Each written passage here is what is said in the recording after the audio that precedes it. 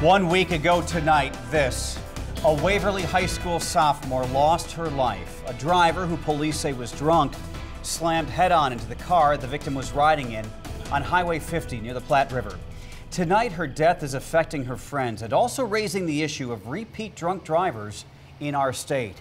Court records indicate 22-year-old Paige Seaton of Omaha was on probation for a prior DUI in Douglas County at the time of the crash.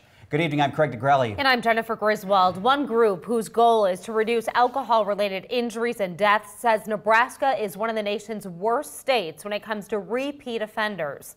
Reporter Miranda Christian is here with more on what she uncovered today. Miranda? The community is still healing after 15-year-old Alexandra Linscott was killed in that drunk driving crash. Her mother remains hospitalized in critical condition.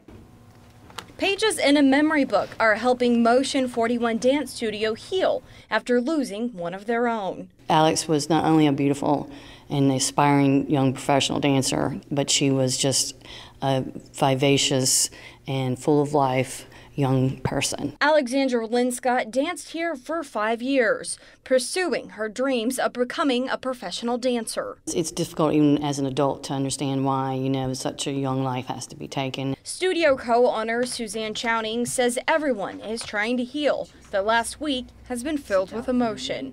She says the dancers are trying to focus on celebrating Linscott, keeping her close with a pin to wear.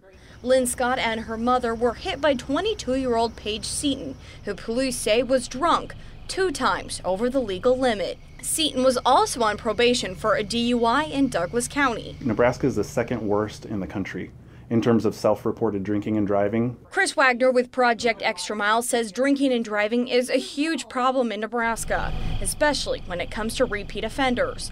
He says tougher legislation could help prevent devastation just like this by introducing new laws like the dram shop law. We have dram shop for minors, so if a minor goes out and kills someone or severely injures someone or damages property, the business can be held accountable. Chowning says losing such a young life to drunk driving is never easy to understand. Because it's a senseless and unnecessary way for people to lose their lives. I also spoke with Mothers Against Drunk Driving, and they told me they'd like to see tougher sentencing that holds impaired drivers accountable for their actions. Seaton faces felony motor vehicle homicide and DUI charges when she's released from the hospital. Reporting live, I'm Miranda Christian, 3 News Now.